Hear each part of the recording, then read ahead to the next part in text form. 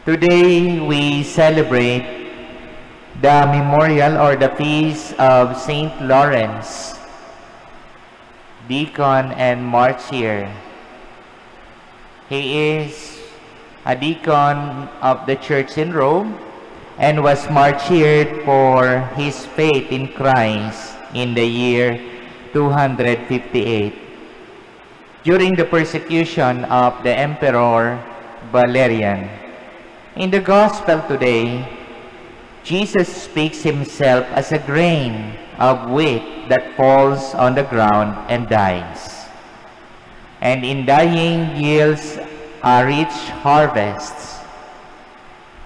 Sa kamatayan, muling namumunga at ito ay nagiging mabunga at marami ang nagkikinabang.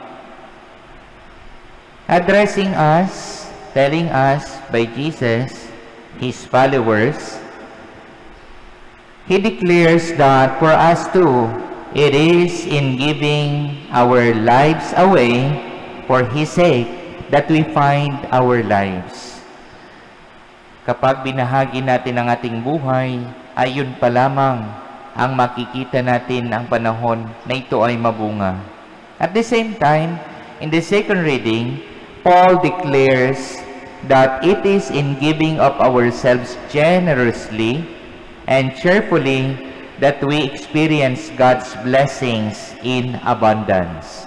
Sabi sa first reading, ang magtanim ng marami, mag-aani ng marami. This is the heart of the Christian message. It is in dying that we find our life. It is in giving that we receive. It is in serving the Lord and His people that we find honor from God. Kaya nga't sa pagbibigay, hindi natin kinakailangan magtampo kung walang maibibigay pabalik yung binigyan natin. We pray on this feast day of Saint Lawrence Deacon that we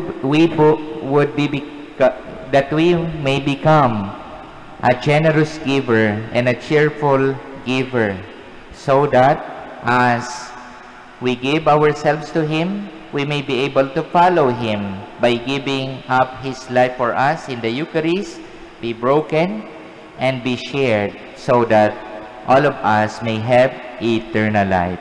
Amen.